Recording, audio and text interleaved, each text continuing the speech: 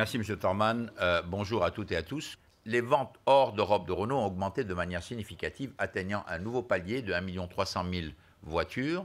Mais cela n'a pas suffi à compenser la baisse de nos ventes en Europe.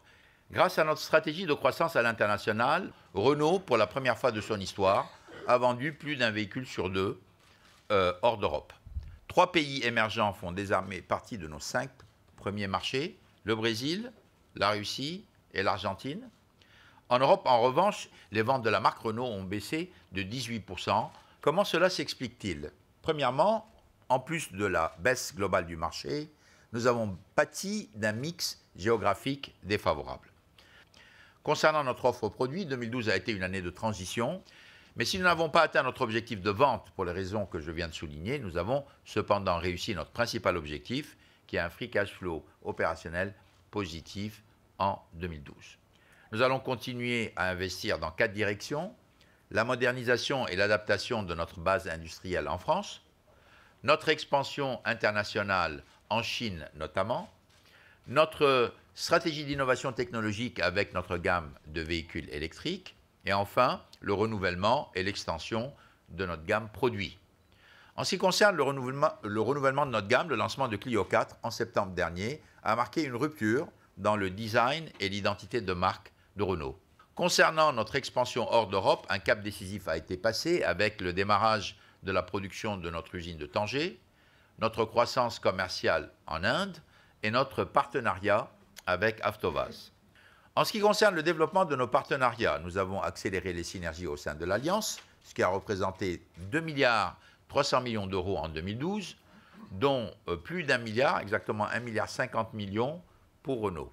Je rappelle que 40% des moteurs fabriqués à Cléon sont destinés à Nissan. Par ailleurs, nous sommes entrés dans une phase opérationnelle avec Daimler, avec qui nous avons produit à Maubeuge les premiers véhicules utilitaires badgés Mercedes sous le nom de Citan. Ce partenariat se renforce continuellement avec plus de 10 objectifs actifs, 10 projets actifs en cours, dont notamment la production de Smart et de Twingo sur une plateforme commune.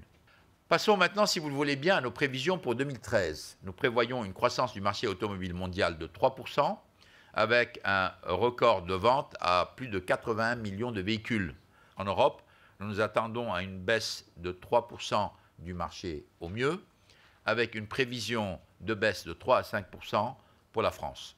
Au global, le marché européen devrait atteindre son plus bas niveau depuis 1993 et des pays comme l'Italie ou l'Espagne leur plus bas niveau depuis 30 ans.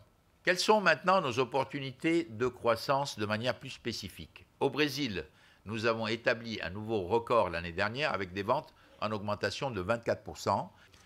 En Russie, Renault a également établi un nouveau record de vente en 2012. Comme nous l'avions annoncé en décembre dernier, l'alliance Renault-Nissan et Russian Technologies ont créé une joint venture qui contrôle Avtovaz et dans laquelle Renault deviendra majoritaire dès 2014.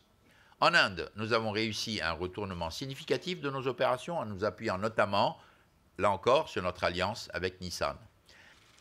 En Corée, nous avons lancé notre Revival Plan en janvier 2012. Pour finir, quelques mots sur la Chine, qui est notre nouvelle frontière. Nous y avons vendu 30 000 véhicules l'année dernière. Concernant la marque Renault, Clio 4 est bien parti et avec Zoé, nous proposons le premier véhicule tout électrique et uniquement électrique.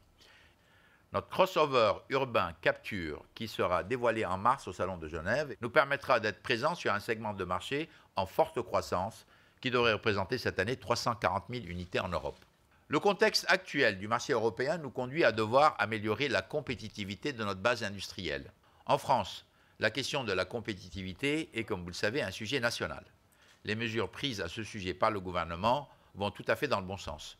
Mais nous devons également agir au niveau de notre entreprise. Renault se fixe pour objectif en 2013 une augmentation de ses volumes de vente, une marge opérationnelle de l'automobile positive, un free cash flow opérationnel positif.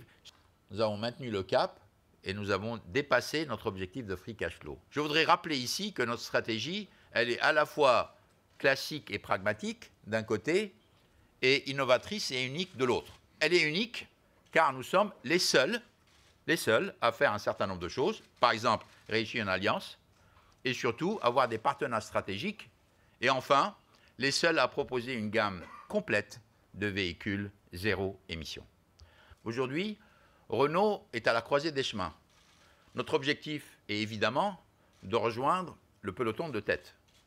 Et nous pouvons compter sur l'engagement de l'ensemble de nos salariés pour une exécution exemplaire. 2013 sera placé sous le signe de la croissance et de la performance. Je vous remercie de votre attention.